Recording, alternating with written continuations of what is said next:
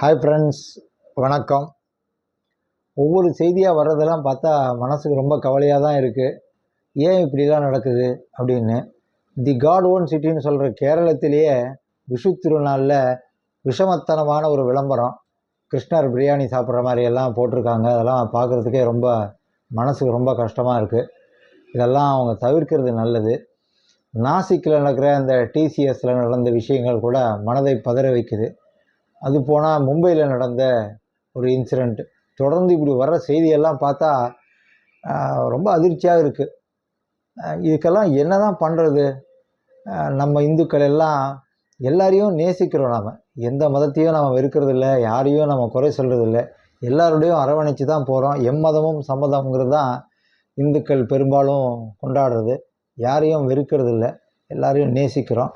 எல்லா இடத்துலையும் கடவுளை பார்க்கிற மதம் தான் இந்து மதம். ஓடும் நதியானாலும் மரங்களானாலும் பாம்பை கூட வணங்குகிற இந்த மதம் தான் இந்த இந்து மதம்.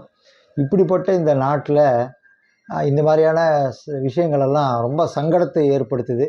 இதிலிருந்து நம்ம நிச்சயமாக மீண்டு வருவோம் நம்புகிறேன்.